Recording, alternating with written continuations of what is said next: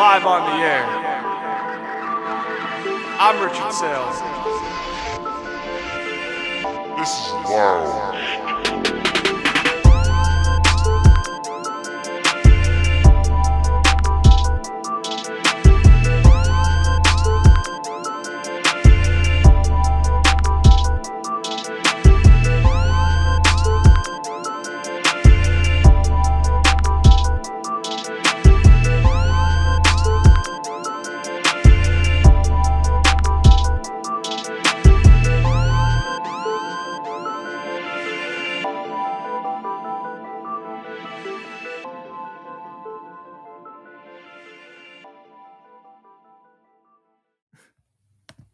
Hello, welcome back to another episode of Lounge Time. I'm your host, Rich Saile, and today we have a very special episode in time for a lot of NFL trades that just went down, two notable ones, but also the NBA Finals are 48 hours away with a huge matchup and a rematch of the 1999 NBA Finals.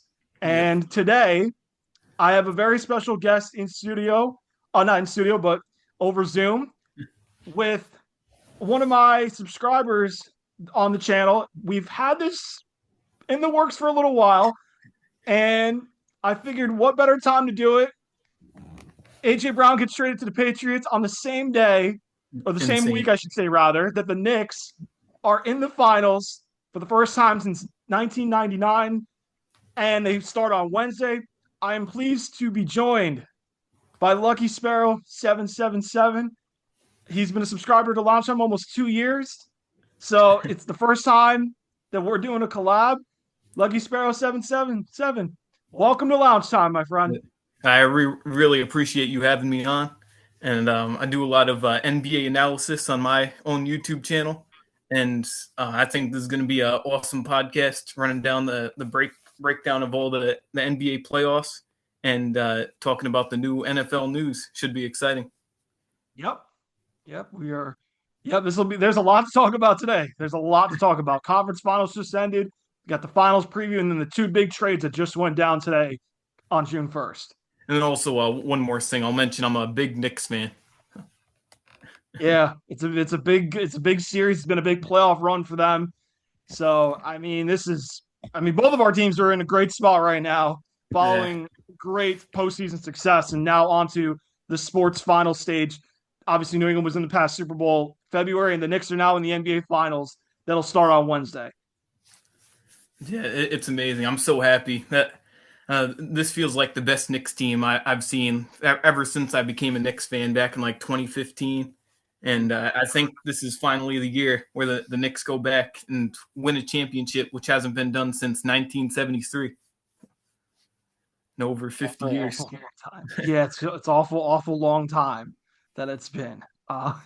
So let's this is also the rematch of the NBA Cup championship earlier this season. It's so funny that we get an NBA Cup championship to coincide with the finals that are starting for the NBA championship now. Yeah, who would think? Yeah. So, all right, so let's start it off with the conference finals breakdown series rundown. Your New York Knicks sweep the Cleveland Cavaliers 4-0. The second straight playoff series, the Knicks sweep an Eastern Conference opponent. They are winners now of 11 straight playoff games heading into the finals.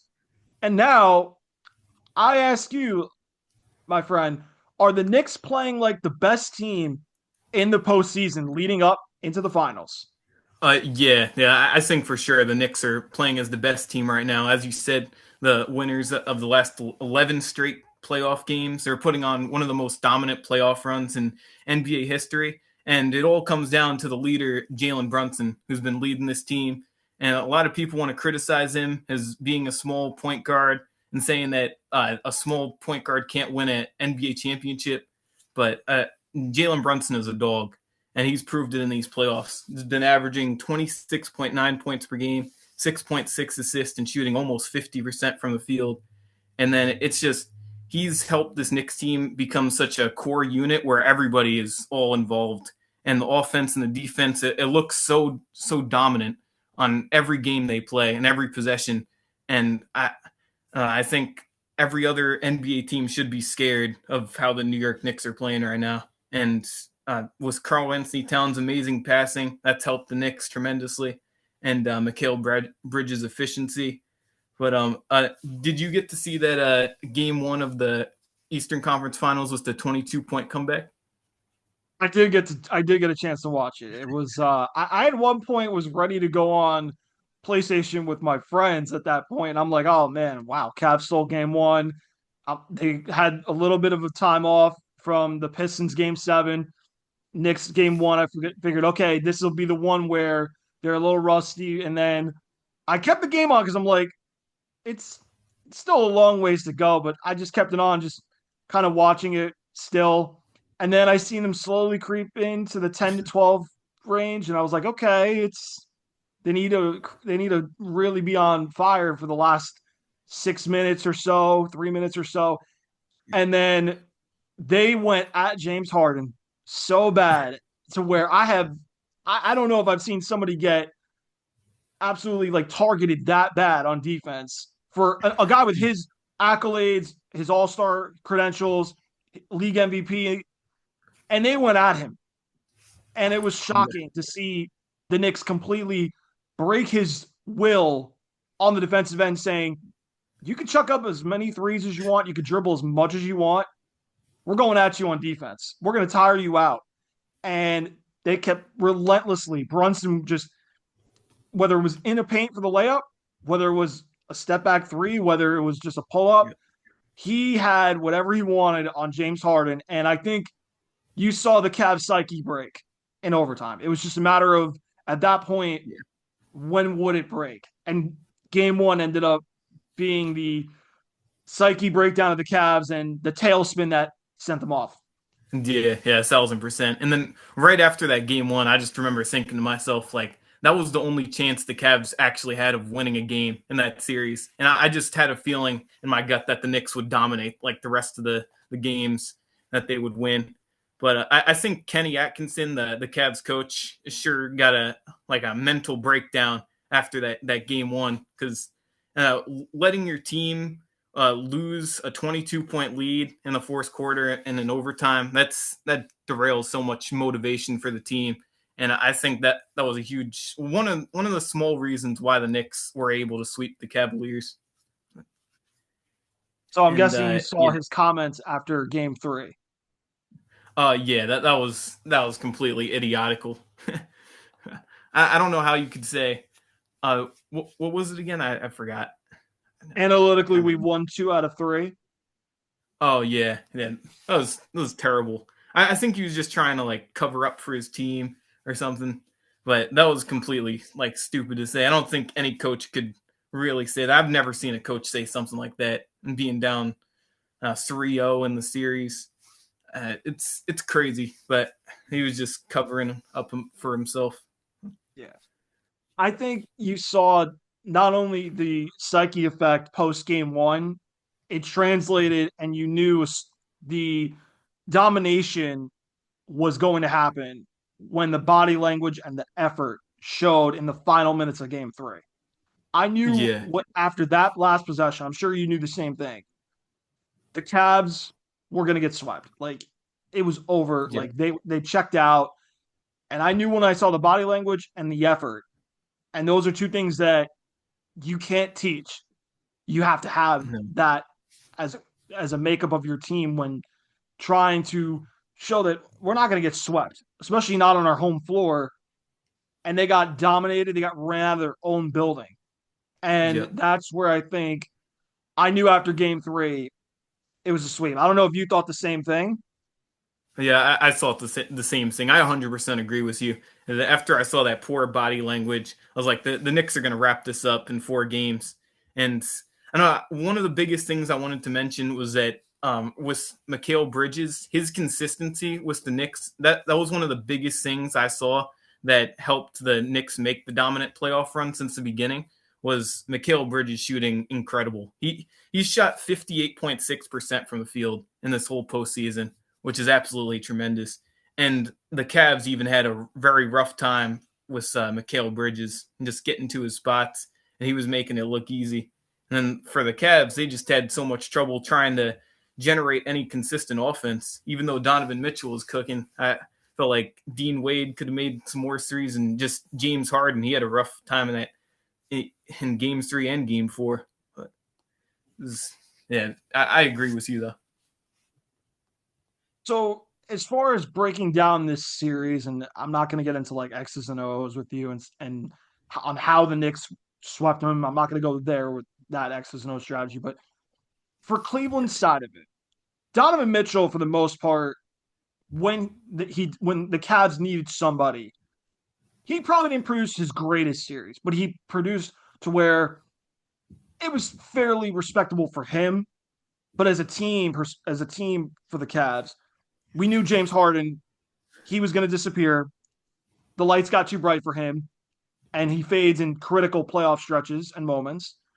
Jarrett Allen and Evan Mobley, were you surprised at how those two guys played in this series, considering that they had the height advantage of having 2 7-footers going up against Karl Anthony Towns?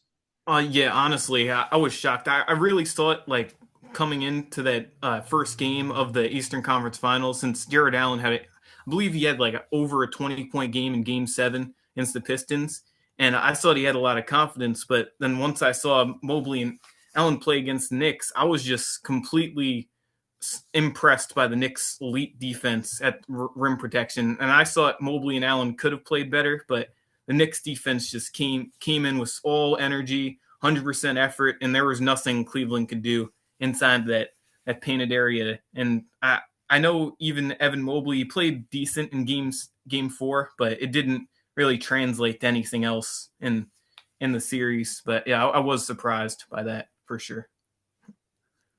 Are there touches offensively? Do you think that was on Kenny Atkinson, or was it on both Mobley and Allen to be more aggressive on that end? I think it came down to the players, honestly, because I was thinking about this a little bit.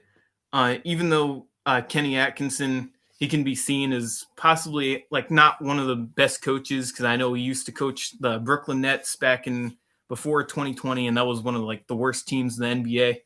But I think it just came down to like the players' mentality and what they were trying to do. I don't think their whole strategy and their mental fortitude was there to try to get it going, and they just had a rough time. And I think from Donovan Mitchell trying to shot create, I just think it put the Evan Mobley and Jarrett Allen in a positions where they couldn't really be successful because of how good the Knicks defense was playing on all sides of the floor. Looking at your Knicks now, who 11 straight playoff wins, and we know Jalen Brunson's the engine that makes that team go. You mentioned Mikal Bridges being improving since the end of that Hawks series and into the Sixers series and into this series with Cleveland and now into the finals. We know what Cat does as a facilitator. We know he can be a double guy. We know what Brunson can produce.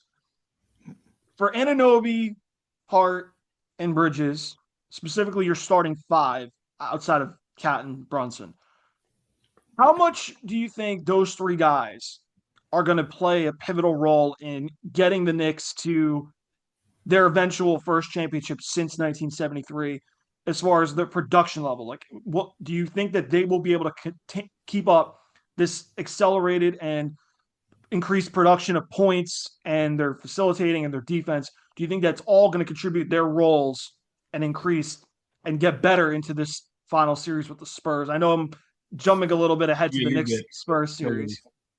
Yeah, I think Anunoby, Josh Hart, and Mikal Bridges, they're going to play a very pivotal role, of course, in the finals. But I don't think their production is going to progressively get better in the finals, just because I know how dangerous and destructive the Spurs defense can be. Seen that in the Western Conference Finals against Oklahoma, where Shai Gilgeous-Alexander had a rough time shooting consistently. And I think this is going to be the biggest defensive series. And I think I'm thinking from a defensive perspective, I think the defense from both sides are going to be more impactful than how the offense is being played out, just because I know the Knicks are a grit and grind team, And I know the Spurs are just an elite defensive team with Victor Wembanyama.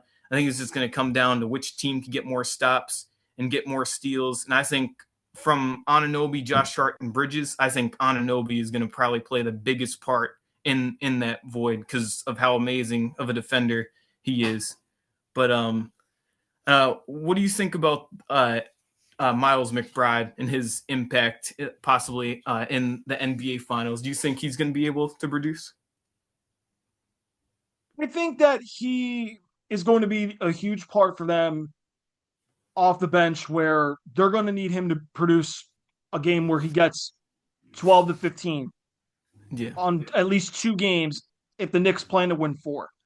I think if the Knicks plan to win 4, he has to have somewhere between 12 and 15 off the bench that they're going to need. If he doesn't have that, that's where I think the Knicks then have to bank on guys like Mitchell Robinson, who's not really a scorer. He can be a rebound shot blocker at the rim. Jordan Clarkson, he's streaky. When he's on, he could get 12, 15. But is he a guy that you consistently trust off the bench that much?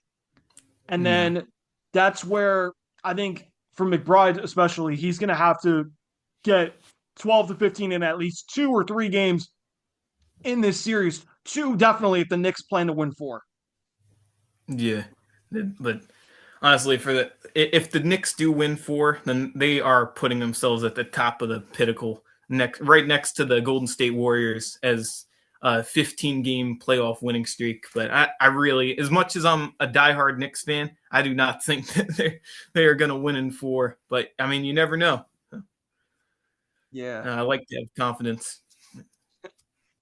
So now let's move on to the Western Conference Finals, and arguably the series of the year in the NBA, where 7 games. I think we all knew when this was decided, this was going to go 6 or 7. Yeah. Game 1 happens, the Wemby masterclass, and I know I said this in one of your shorts. I was like, definitely going 6 or 7, and I think that was just me throwing out a prediction. When you look at how this series unfolded, did this series tell you more about the shortcomings of Oklahoma City or the youth and experience, the youth of the Spurs, helping them be a team that we all thought was looking at back-to-back finals appearances and trying to be the first back-to-back champion since the Warriors? So was it more about OKC's shortcomings or the Spurs youth propelling them to winning 4 games in this series? Honestly, from my standpoint, I think it's a lot more about the Spurs' use and their growth and their development as players, because I personally was very shocked on how Dylan Harper was able to play in the Western Conference Finals, especially in that first game where he had a double-double. He also had 7 steals in that game, which was impressive. And I saw it as a rookie, he'd have a tough time, get it going, especially in the playoffs, but he's shown his ability, his athleticism, and even Stephon Castle, he's had some great athleticism and great plays. And honestly, his efficiency was something that surprised me from the Spurs. And I know how great the Oklahoma defense can be against any NBA team. So to see that type of production from Stephon Castle was also surprising. So it had to come to me from the Spurs' use and just how good they drafted. And honestly, and now they're in the NBA Finals, right, with Victor Wembanyama. And it's just every time I see Victor Wembanyama play, it's like I just get mesmerized because of how big he is and the things that he's able to do at 7'4". But his development has been incredible from year 1 to year 2. Now, I mean, we saw the Wemby masterclass. I mean, 42 and 20. I think it was 42 and 21. So I think, did I have the right stat line for game 1?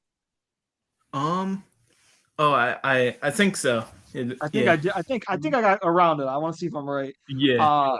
But those are numbers we haven't seen since the 2000 Shaquille O'Neal year, like the early 2000 Shaquille O'Neal type numbers.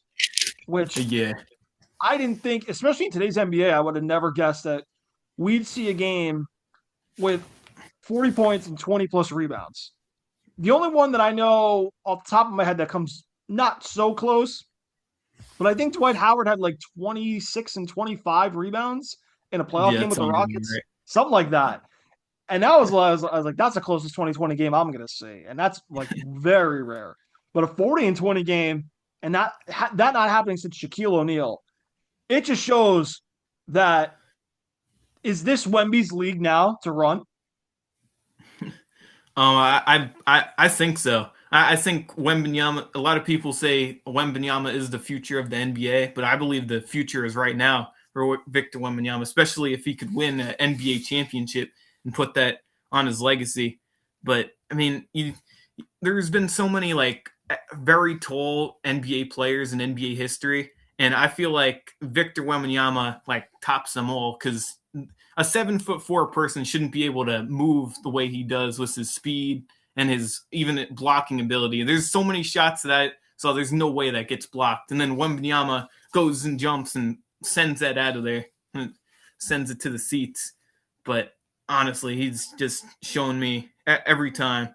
This is that, and like you mentioned, the 40 plus and 20 plus rebound game that we haven't seen since Shaquille O'Neal.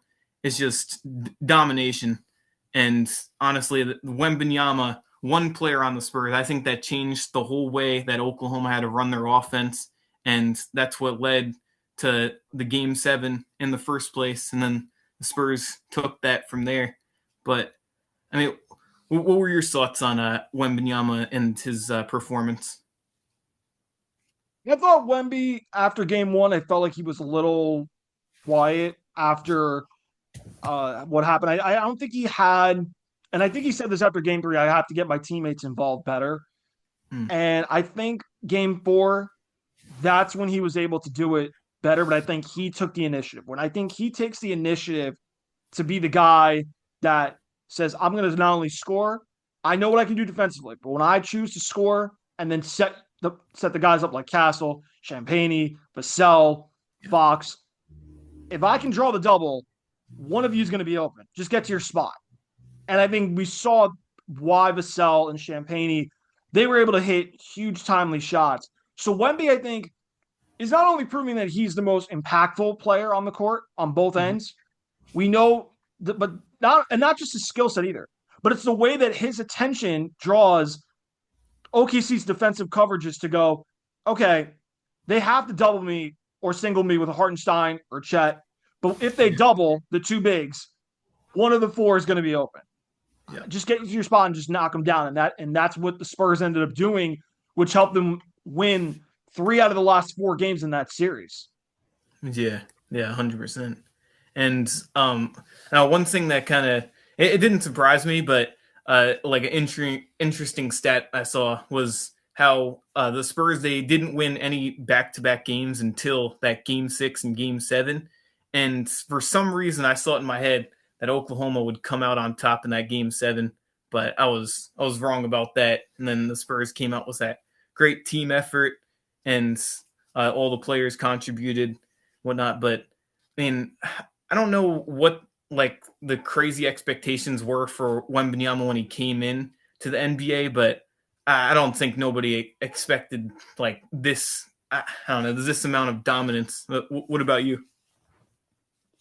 I don't think I expected him to make the finals this quickly in year 3. I mean, the only guys that I know immediately that come to mind that made the finals so quickly in their career are Tim Duncan in '99, Yep, which was the Spurs' first championship, Magic in 1980, and Bill Russell. I heard the other day, yeah, and I know Kareem had success not as early as Wemby has getting a team to the finals, but I know Kareem won in '71, but I know Kareem had all the great years at UCLA. So I'm thinking maybe Kareem 4, but I don't know if it was in the time frame of how quick a player led his team to the finals within their first 3 years. And Wemby's now joined that company.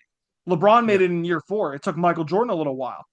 So I think from where the Spurs have trended since they got Wemby and how quickly they've gotten to the game's biggest stage surprises me, especially with Greg Popovich stepping down and Mitch Johnson coming in now as his first full year as a coach. And I think we got to give him a lot of credit for that because as great as Greg Popovich is, the age was starting to show a little bit. He didn't look good physically, health wise, and I was like, it would be sad to see this team get to a finals after he steps down, and that's what happens.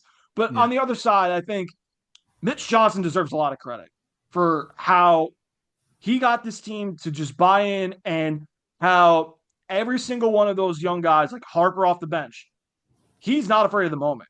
De'Aaron Fox has played in a game 7. He may not have the playoff experience, but he knows I can get to the hole, make a layup. I can get to my mid-range J. Champagne, Vassell, they can mix in a couple looks on SGA and make some timely threes. And Wemby, the impact that he's had on defense, I think it doesn't surprise me with his physical size. But what surprises me with his game specifically and the expectations, I seen him have a little bit of handles, and I knew he can make threes. I didn't know that he had a step-back three from the logo in his bag. I didn't think he had the handles that for a big guy at 7'4", I didn't think we'd see that. And I think when you combine all that, the expectations, I guess we can say, we expected him to get to the finals maybe from like year 5 on, but year 3, no. And a unanimous defensive player of the year. A unanimous defensive player of the year. Add that to his season. That I didn't expect within 3 years.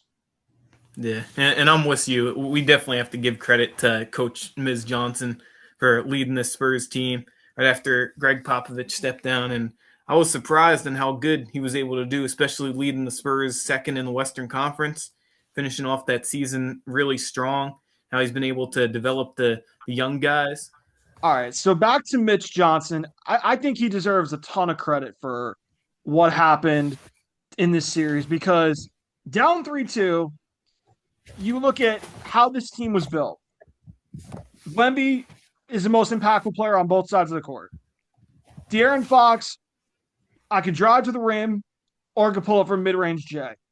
Champagne, Vassell, you guys can make open shots. And then Dylan Harper, that kid is fearless. And he's a top 3 to 5 pick in the draft. Stephon Castle, that's fine. I'll take SGA. I'll make it difficult for him. And those guys just had answers. And then Cornette is just a great shot blocker, rim protector when Wemby gets in foul trouble. The way the Spurs have been built under Mitch Johnson, especially when Popovich has to retire, and for him to do this in his first full year, learning from last season, the early struggles and intricacies of how he is jumping up from an assistant to being the head man in charge and getting this team there, Mitch Johnson deserves a ton of credit. It's really impressive. You don't expect that, like somebody like that to do that in their first season as a head coach, but it's been incredible. The development that he's helped with all the young guys on the Spurs, like Stephon Castle and Dylan Harper, and just how all these guys have stepped up in such a tremendous fashion, and to get the Spurs team so much success, like being second seeded in the Western Conference and getting to the NBA Finals. And I think one of the most important things that's impressed me about Ms. Johnson is his coaching adjustments. Like, what's really impressive is how he's able to notice how the defense is moving, whether it's any NBA team. We'll do specifically the Oklahoma City Thunder in that series, how Coach Ms. Johnson was able to figure out the best ways to go after the Oklahoma City defense, like sending alley-oops to Victor Wembanyama, where OKC couldn't really do much to stop that, or whether it was a catch-and-shoot 3 for Stephon Castle or Devin Vassell, or even Julian Champagnie, who was draining a lot of threes. It's phenomenal what he's been able to do. And I give a lot of respect to Greg Popovich, though, for his years of experience winning multiple championships with the Spurs. But it's incredible. The whole coaching staff, I think, deserves a lot of credit for the Spurs. So now let's move to OKC, where there is a lot of chatter. I'm sure you and I have both heard this. Chet Holmgren's Game 7 performance was among the worst that we have ever seen in a Game 7.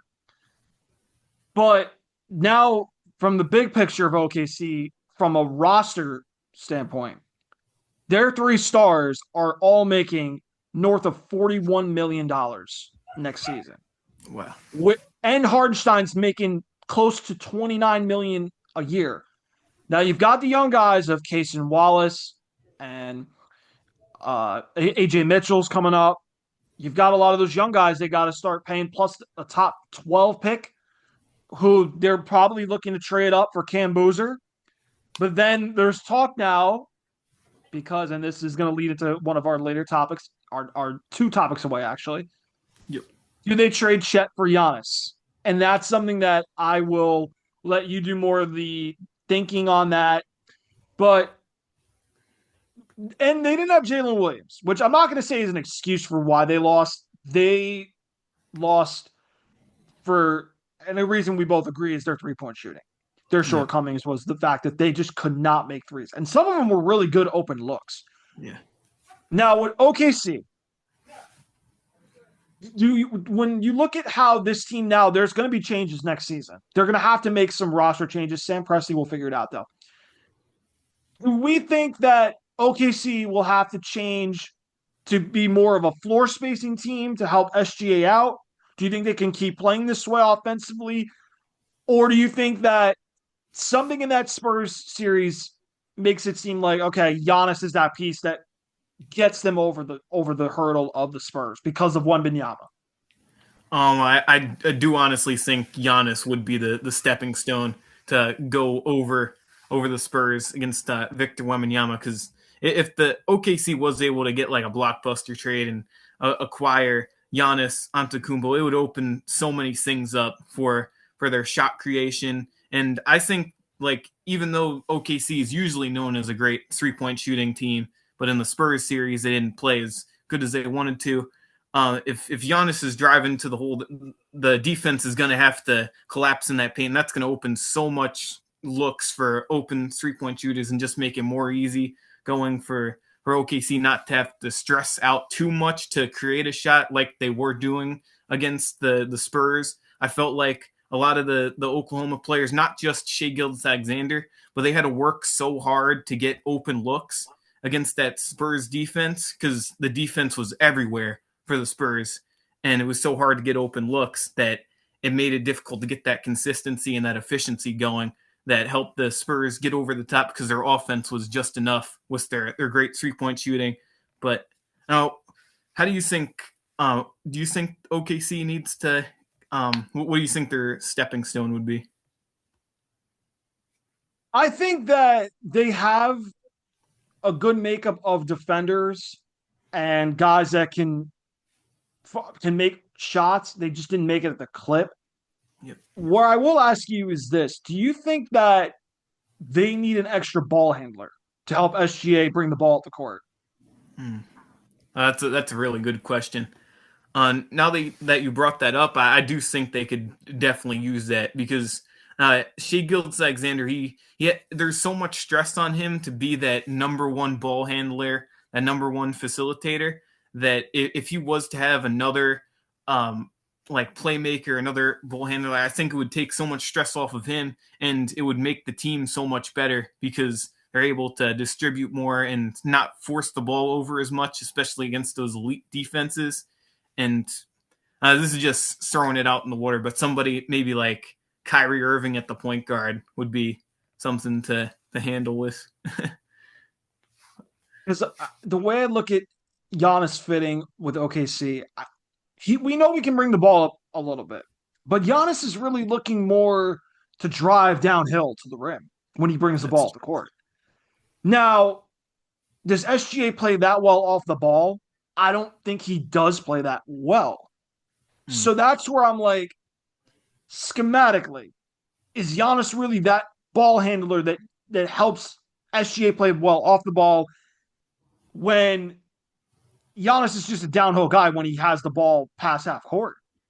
I don't know if that's good from a schematic standpoint. I know he does handle the ball, but you really want a 6'11" guy bringing the ball up the court just to drive downhill, and then defenses know, okay, as long as we're set, we can draw charges.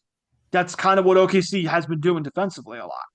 So that's where I'm saying, okay, 6'11" guy who's really not a great three-point shooter. SGA, he's more of a mid-range jumper, but is he going to play that well off the ball to a 6'11" guy who's really not a great three-point shooter? I don't think Giannis fits schematically well with what OKC is trying to do and take that next step to being more of a ball spacing offense. That's true. You make some very valid points that actually changed my mind. I don't think Giannis would be a good fit in OKC. I think the point that you brought up of having like a secondary ball handler in that primary position would be a lot more beneficial for OKC in that regard. And Giannis wouldn't exactly cut that. And I don't personally think Shai Gilgeous-Alexander is great off the ball as much as he is on the ball. And OKC wants to utilize Shai to the best of his ability. And to be able to do that, I do think now that Giannis would kind of negate that in a way where it wouldn't fit into the whole schematic system. But that's a really good point. Last question I'll ask you on OKC, and I'll go back, and I'm going back to Chet here. A lot of people say that he was scared of the challenge and intimidated by Wemby, which is, I would say that's true. I think we both would agree there. For him to take his game to the next level, is it best that OKC does trade him to a team where they will look to develop him more from what he has built in OKC, but that can develop his next game? Or if you're OKC, do you try to develop him one more year to where, let's see how we can fix Chet being intimidated by guys that are about his size or a little taller than him, like Wemby, that are more physically tough rim protector, shot blockers at the rim? Would you say that to fix Chet's problems, is it better that OKC trades him? And forget the financial situation, just from his game to take to the next level. Is it better for OKC to keep Chet, to develop him and take his game to the next step? Or do you think it's best where another team takes on his contract and they are tasked with trying to feature him more in their offense, seeing what is he comfortable with? That's a really good question. I think, in my full honest opinion, OKC should still try to develop Chet. I still think OKC is probably, at least right now, is the best spot for him, because especially Mark Daigneault has proved himself as one of the best coaches in the NBA. And I think Chet is, as he was scared against Wemby and he had that rough playoff series, I still think he can grow a lot, and he's still very young. And I think there's still room on the table for him to become a plus defender and keep getting better in the OKC system. And I think if he was able to go to a different team in this stage of his career, that might even like negatively impact his career just because of all the adjustments he has to make. And maybe if he was a little older, I think it would be better if he switched teams. So let's transition to this upcoming NBA Finals matchup. The Knicks and the Spurs, I mentioned already. It's a rematch of the 1999 Finals, the last time the Knicks made the Finals. Coincidentally, it was also the Spurs, a rookie Tim Duncan. And we were talking about rookies or young players within their first 3 years to have a Finals championship or get to the stage at this point in their career from where Wemby's at right now. But I want to ask you, from the series as a whole, what are the biggest questions for you heading into this final series that will decide this series and who wins? I think one of the biggest questions that comes to my mind that I was thinking about this playoff series is which team has more pressure to win a championship.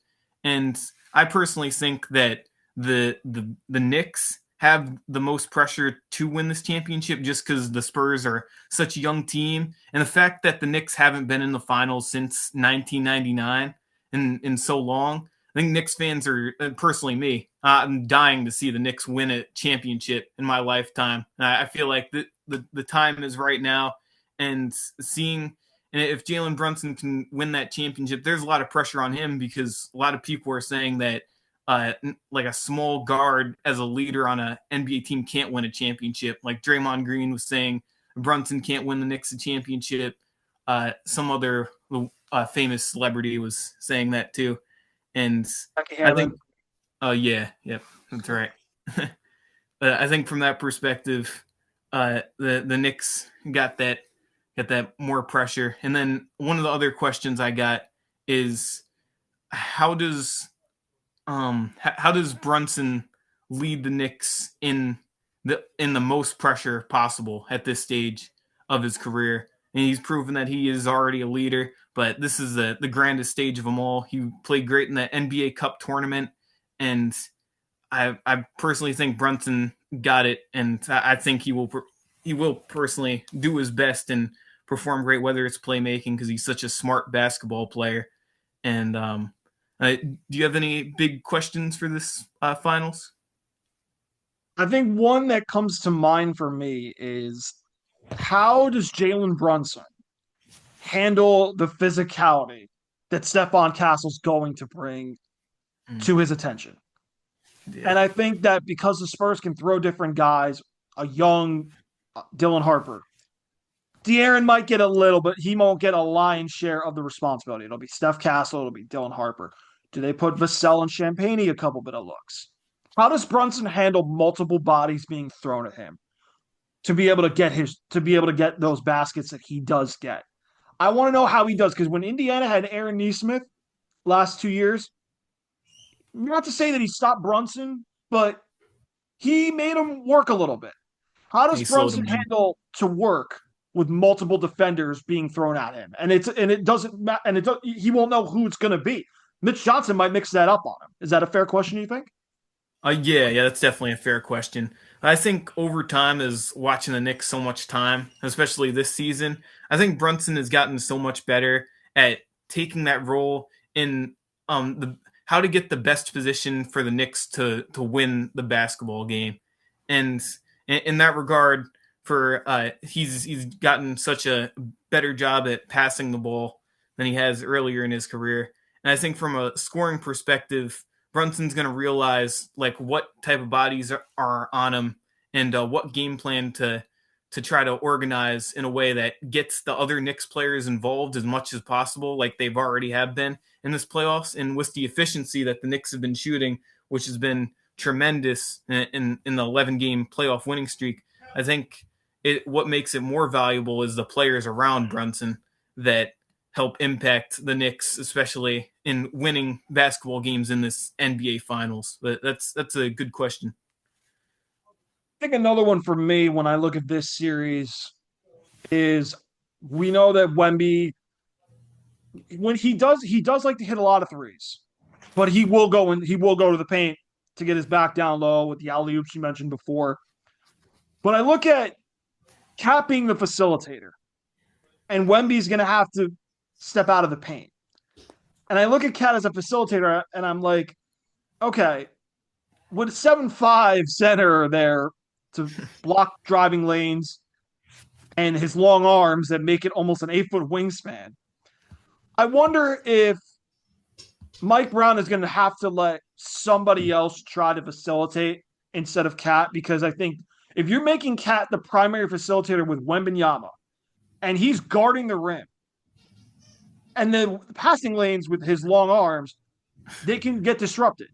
Yep. So I'm wondering, does Mike Brown have another ball handler facilitator, which I know Brunson's a ball handler, but I'm saying another facilitator to where they don't have Wemby close out at the free throw line to just completely destroy passing lanes, because you're not going to be able to challenge him vertically with his wingspan. But to kick out to the guys like Anunoby, Bridges, Josh Hart, is Brunson going to have to take more of a facilitator role?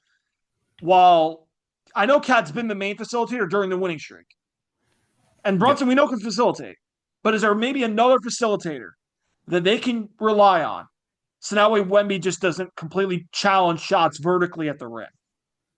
I think so. I think in this finals, that's where Josh Hart steps into more a critical role in passing the ball. And he's proven that he could drop some games with triple doubles, and he's one of the best rebounding guards in the league.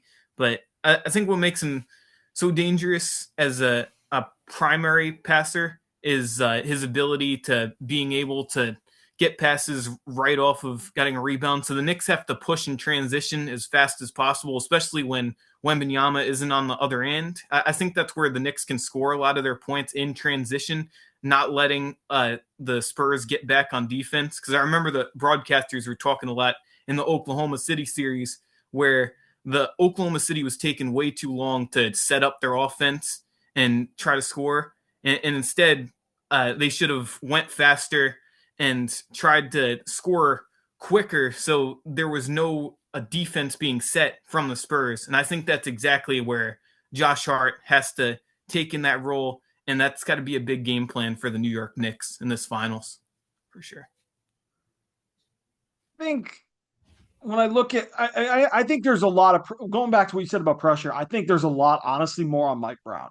Considering what the Knicks fired Thibodeau for to get to the hurdle that they are trying to get in, that's a championship.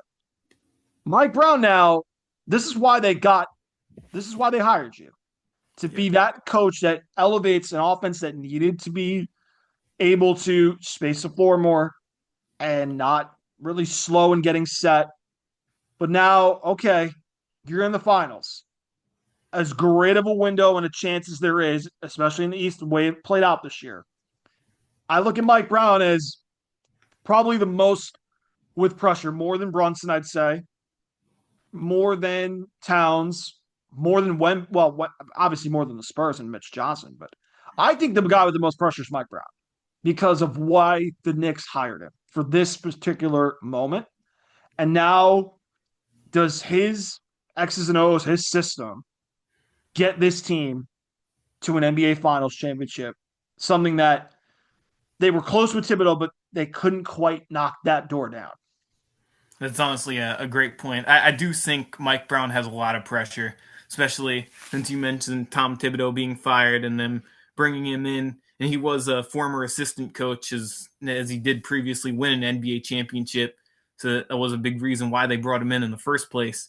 But and with Mike Brown in this NBA Finals, with all the pressure going against him, I think that's where his coaching has to take this another level, another leap against the Spurs team, and especially this elite defense that the Spurs got.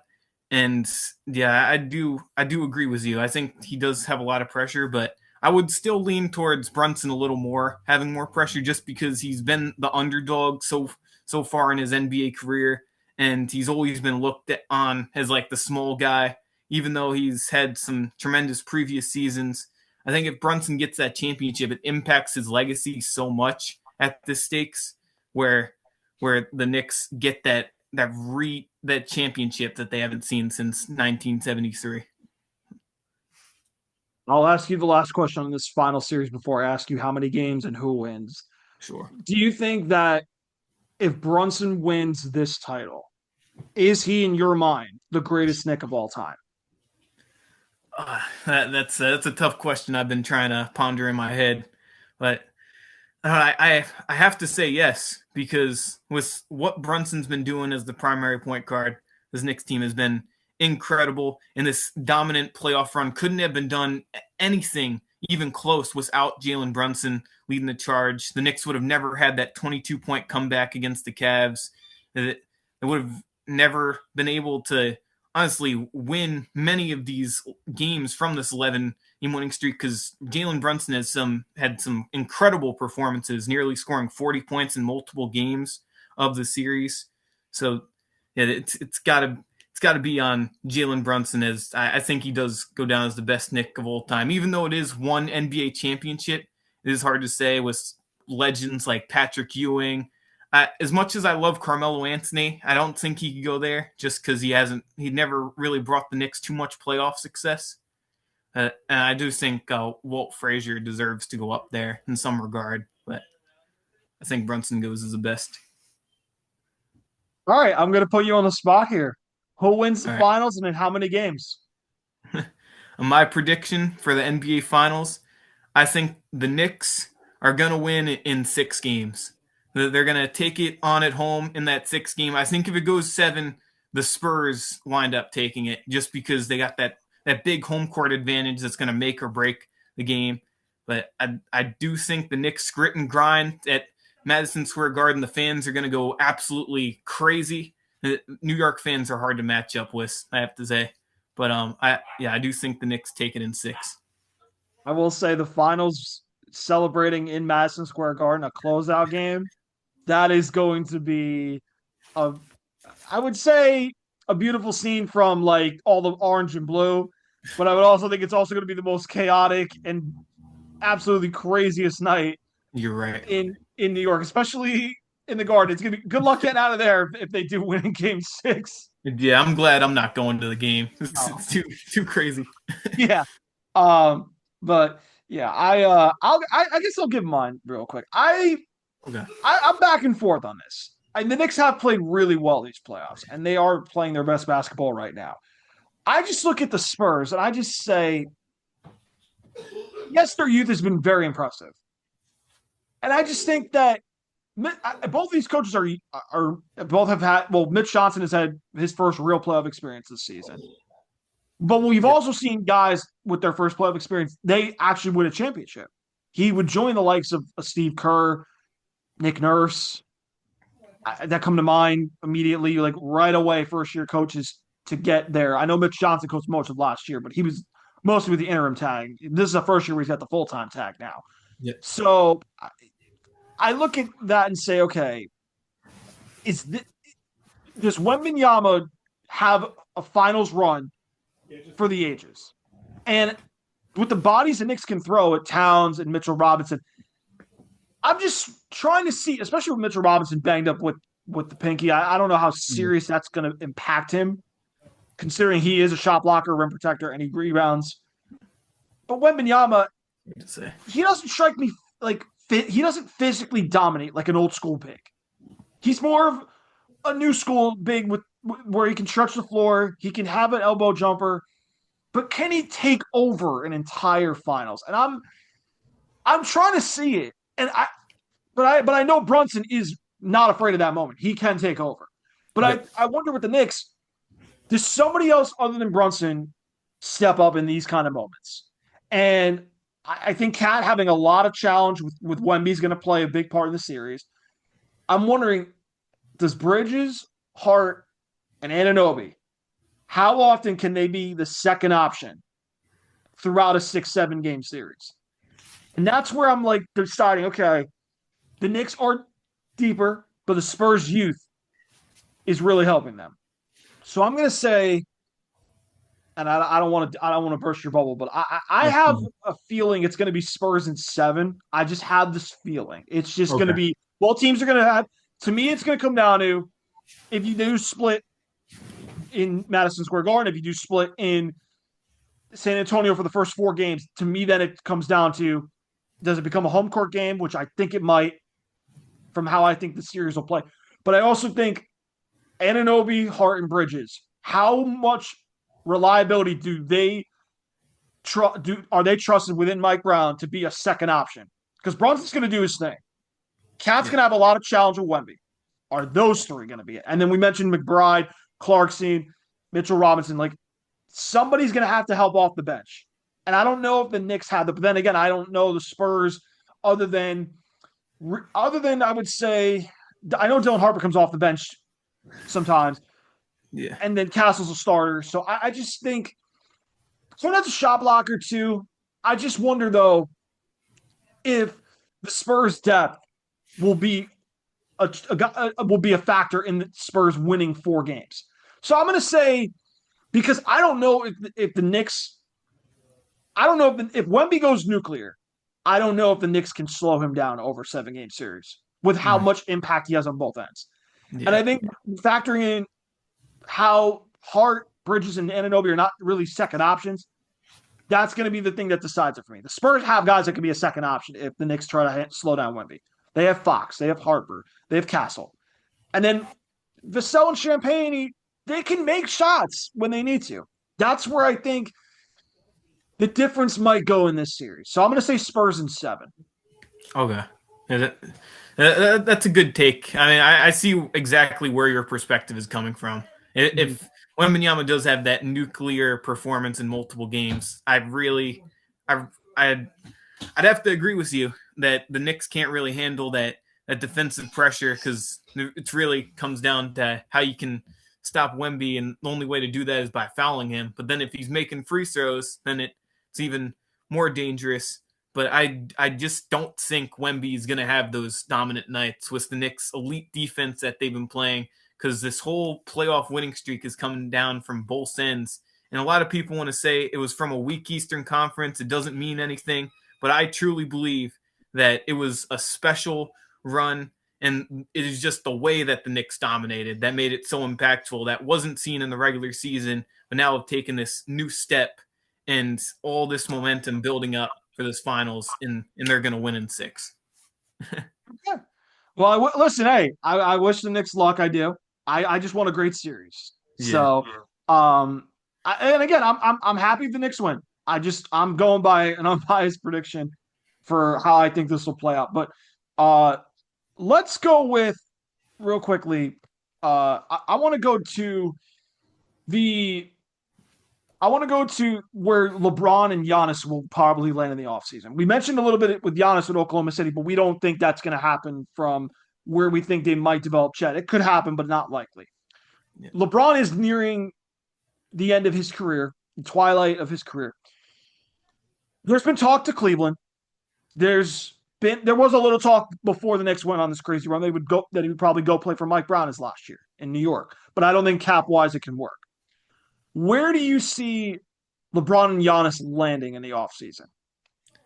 I don't know if this is a crazy NBA take, but I really think that LeBron James is just going to wind up staying with the Los Angeles Lakers. With him already having his son Bronny James playing with, I really don't think he can put himself, as much as it would be a special fairy tale story for him to end up in Cleveland in that farewell tour. I just think him staying in Los Angeles playing with his son is it's just, he's already in that great position. And I don't think LeBron is leaning on one more championship. I think it just this stage, he just wants to keep playing and enjoying this time with his son. And I think the best place for him to stay would be Los Angeles. And then looking for a landing spot with Giannis, it's hard to say. I do think he definitely moves away from the Bucks because of hearing all the rumors that have been going on for so long now. It's really hard to say with all the cap space and what team could take that on and what team is willing to give up so many of their assets for Giannis. I don't know, it's hard to say, but I think the Warriors are in that type of contention where they could possibly lean towards getting Giannis, and that would make such a special team. Seeing Curry and Giannis on the floor together, I think that would make they could win a championship if that was to happen. I've heard Boston, I've heard Miami, I've heard Golden State as the main 3 with Giannis. Now, fit-wise, I know that Miami still has Tyler Hero. They still have Bam Adebayo. But I look at Giannis and say, okay, he's not really a shooter. Bam, he can make elbow J's. He can get into the paint.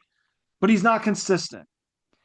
And then I look at the 3-point shooting for Miami. I'm going, Hero we know can be really streaky. When he's on, he's really good. And then when he's cold, he's cold.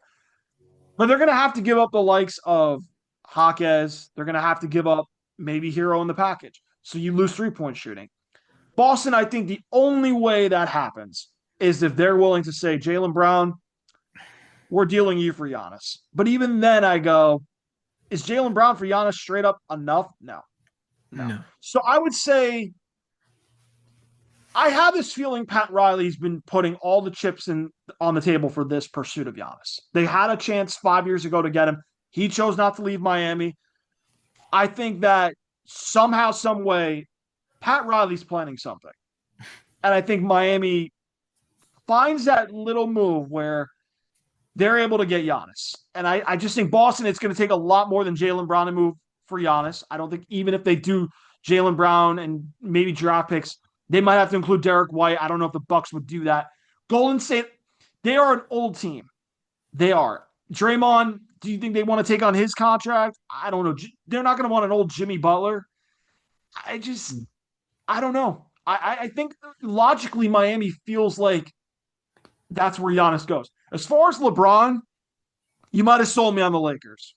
Because I don't get the vibe Kenny Atkinson wants to coach LeBron his last year. I don't think he wants that with this group. Although I think now that they said they're keeping Harden, I don't think the group of Harden, Donovan Mitchell, and LeBron would ever go well.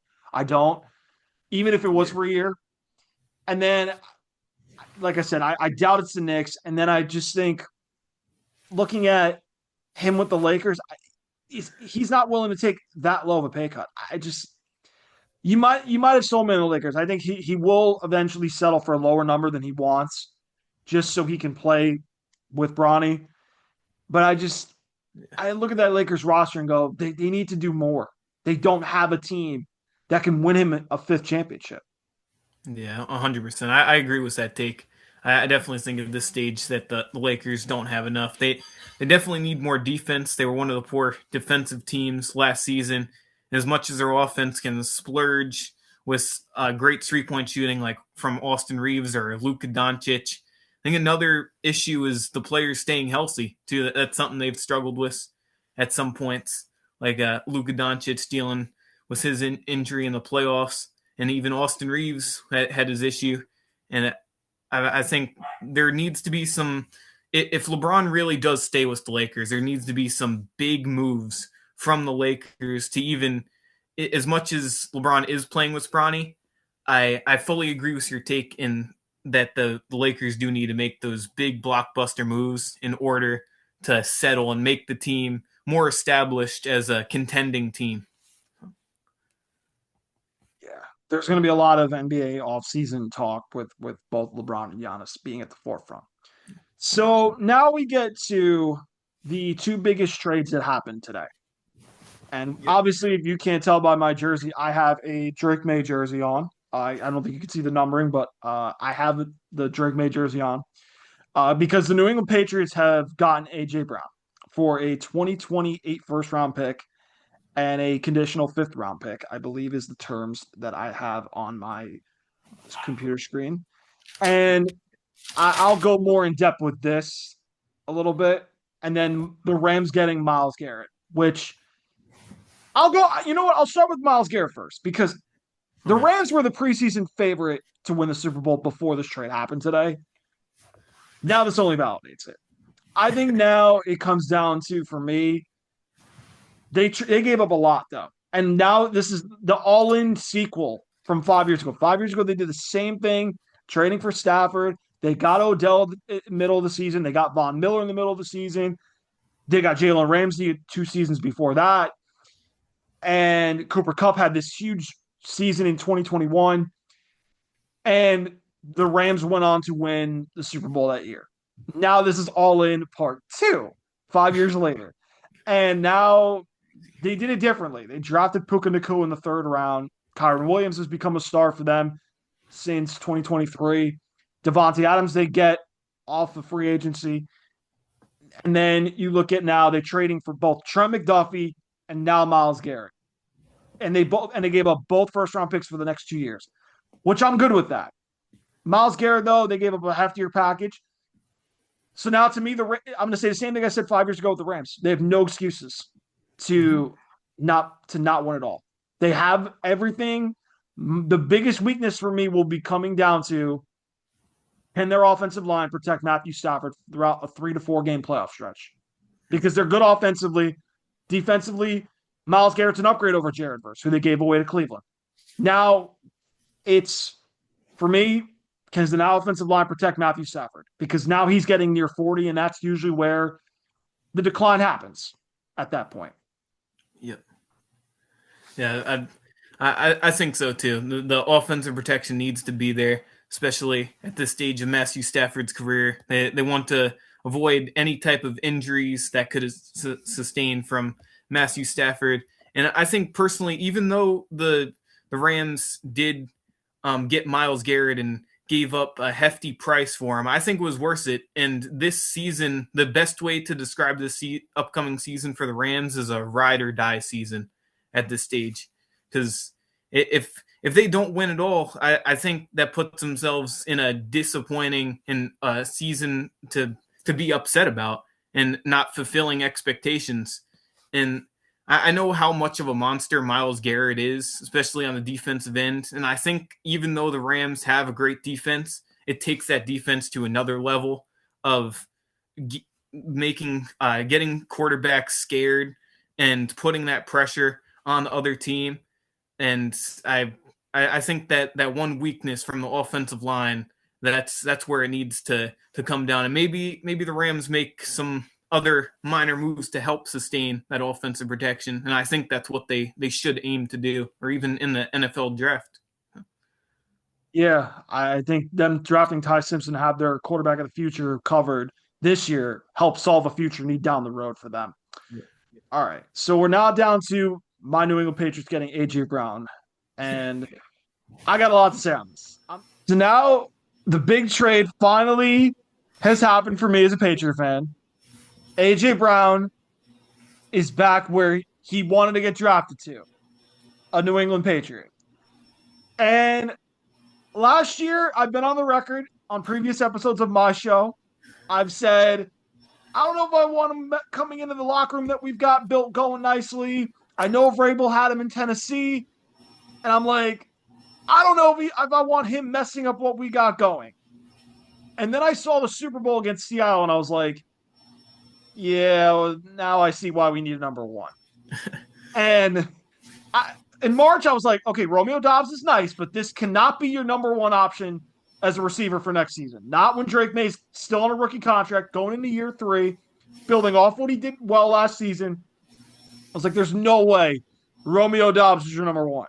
And then everything I've heard from the NFL networks and every known ESPN reporter was saying A.J. Brown to New England.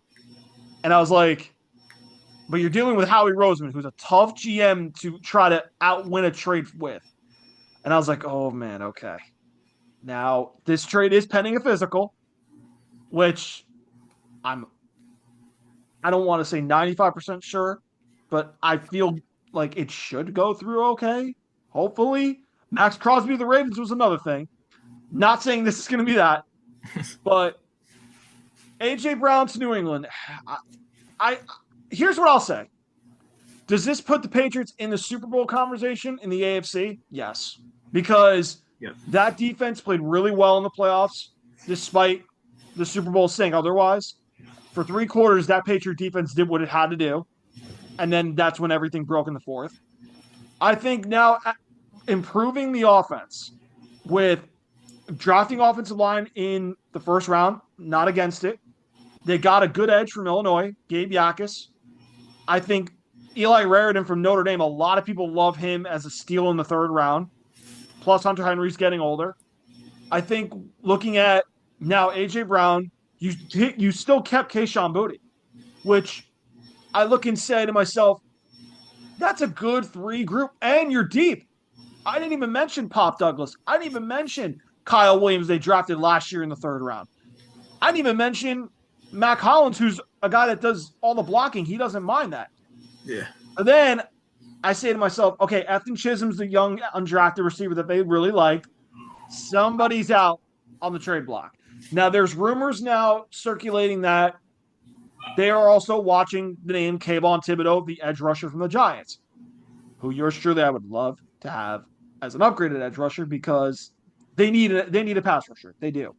And I'm good with that too. Edge and receiver 1 was the biggest needs this team had to do. Now, A.J. Brown, this is the thing. Does he have a good 3 to 5 years left in him? I think he does. Because his game isn't predicated on speed. The way he plays is a physical 50-50 receiver, the tough contested catches in traffic over the middle. He plays physical. That can stay in a good 3 to 5 year shell of really good years. And he's been consistent with the Eagles. He gives Drake May a confident red zone target, which they desperately need. And I think looking at now A.J. Brown, he's going to be motivated. He wanted to play New England his entire football career. He wanted to. That was the team he grew up wanting to get drafted by. I think you're going to see And I don't want to compare him to Randy Moss going to New England because he wanted to get the hell out of Oakland at the time, and they were terrible when he was there. I think you're going to see a motivated, reinvigorated A.J. Brown that's going to actually be like, okay, everybody doesn't think I got much left in the tank. No, I do. The Eagles just did not know how to maximize the skill set and the talent I bring to a team that is looking to win. Plus, the upside is Mike Vrabel's coached him before in Tennessee. And Josh McDaniels is now his offensive coordinator, which I think bodes is a very huge advantage for him because he's going to get targets. He's going to get attention on defenses having to change game plans from how the Patriots have been with a number one receiver. So, huge get. First number one receiver they've had really since Randy Moss. I don't mind giving up the 2028 first-round pick. I don't mind it. The conditional fifth-round pick, all right, that was just something, I guess, that they just had to throw into the deal. And they didn't give up Kayshon Boutte. I'm good with the trade. But I absolutely think now this solidifies New England as a perennial Super Bowl contender out of the AFC with the likes of Buffalo. I still think the Chiefs with Mahomes, I think it's going to be a little bit tough, but they're going to be in that conversation. Denver is especially there. The Bills with Josh Allen will be there. Not quite so on the Ravens, but they have the talent. But again, new coach for both the Bills and the Ravens. That's a tall task. Houston's got a Super Bowl defense. I don't know about their offense yet. So I would say this trade firmly places the Patriots among a Super Bowl contender in the AFC. I have to agree with you. I do think, as much as I don't like the Patriots because I am a Giants fan, I will say I do think that the Patriots do go up to that Super Bowl marksmanship just like they were last year. And just something that I was thinking about, as you mentioned, seeing like a motivated A.J. Brown, I was thinking of how when – I know I'm like cross-dividing sports here, but I was thinking of when Jimmy Butler went to Golden State. I thought he was a lot more motivated because when he was at the end of his journey in Miami, he got kind of depressed, and you could see that he was demotivated. And I think A.J. Brown will be a lot more happier with the Patriots, and seeing that confidence boost is going to help the Patriots take that offense into another great level with Drake May. And it's hard to say though, but with all the competition in the NFL, but A.J. Brown will most certainly be a great part of the Patriots offense, I think. Yeah, I'm excited. I mean, game one, it's against Seattle in Seattle. They're hanging the banner, and we got A.J. Brown as a big storyline going in with it. And I think this will be a more talented, better New England team taking the field than it was in the Super Bowl. So I'm looking forward to this future combination of Drake May to A.J. Brown for 2026. That'll be so fun for me to watch this season. I know the Giants made a couple pair of moves, Juju Smith-Schuster and Odell Beckham Jr. back to help improve their receiving core a little bit. I know that's got to be good for you as a Giants fan because you get some familiarity, you get somebody that's played with the organization before, but you also get two Super Bowl champions. Yeah, I am very happy about that. I think it's more like you said, seeing those familiar faces. I don't think it takes the Giants to that much better of a team, but no, yeah, of course not. But seeing Odell Beckham Jr. come back to the Giants, it makes me very happy. I remember seeing him do that one-handed catch against Dallas. That I'm always going to think about that, and happy that he's back. I'm going to be honest, I'm not a big fan of Juju Smith-Schuster. I remember seeing him do TikToks with the Pittsburgh Steelers, and I don't know how good of a locker room guy he is. And I think his performance is kind of derailed a little bit when he went to Kansas City. But I'm hoping that he can make a spark and come back with the Giants. And I'm more so happy about Odell Beckham Jr. coming back and just living back that memory of. I think a lot of Giants fans are happy about it. Yeah, I think you guys. I think that'll be something that, as I would say, it gives someone a reason to go to the game to see if Odell's going to have maybe a great catch here or two. Maybe they go and he has that crazy game. That's what I think Odell signing is. Let's bring someone that the fan base loves, the organization has remembered before, Oh, John Harbaugh had him with Baltimore for a cup of coffee a little bit over there, but Yeah. I think it's one where it helps bring fans back in the seats. This type of move. I agree with you. I definitely think that too, because so many Giants fans have liked Odell Beckham, and I was just thinking back to when I was listening to some radio station W fan of New York. Some old guy called on the phone, and he was saying how he didn't like Odell Beckham Jr. and that he's like a mess in the locker room and stuff. That's just stuff I don't agree with. I think Odell Beckham is going to provide that great veteran experience, and I think maybe will even provide some leadership in the wide receiver room as a guy for the younger receivers on this Giants lineup, like maybe Jalen Hyatt or Malik Neighbors, somebody to rely on, and I think that's going to help out a lot. Yeah. And as you mentioned, the fans. Well, we covered a lot today, and going through a couple disconnects here and there on Zoom. Crazy. But we got a lot that we covered. NBA Finals previews, series breakdowns, two big blockbuster trades. I'd say this was one hell of an interview. I thank you so much, Lucky Sparrow 777, for joining me on Lounge Time today. I had a blast getting to interview you on a topic that I know you're going to be covering on your channel. I thank you too. I appreciate. I really liked getting on here. It was a fun experience. Coming on as a fan of the Lounge Time podcast, and I appreciate it, and so I'm definitely gonna post this on my channel. Yeah, I'm gonna get this out shortly. I know this might be a little over an hour, but that's okay. If it's a great interview, I'm good with it. So thank you so much, Lucky Sparrow 777, for joining me on Lounge Time. Make sure you guys hit that like button, hit that subscribe button, hit that notification bell, so that way you guys can get all the latest content going forward. We're gonna have a preview of off-season grades for the NFL teams very, very soon. That's in the works. I'm trying to get a rotating cast of guys that I can have some off-season grades with, or you'll see me just post my own grades. You can also follow me at Lounge Time Pod on X. A couple of the episodes will be there as well. This one will be going out within the next day, definitely at the latest. So give me a follow at Lounge Time Pod on X. Also, please help my man, Lucky Sparrow 777, get to 1K subscribers. He's so close. Appreciate it. Gotta get him there. I gotta do it for my guy here since he's close, and he did a huge favor with me for this today. So thank you so much for tuning in, watching Lounge Time. I will see you guys coming up. It'll be a little bit of a break, but I'll see you guys coming up with the offseason grades. And before you know it, we'll be previewing the 2026 NFL season. Until then, I'll see you guys in a little bit, and we'll be ready for the 2026 NFL season. Until then, have a great NBA Finals. Have a great little offseason, and we'll be back with more content on the way. Yes, sir.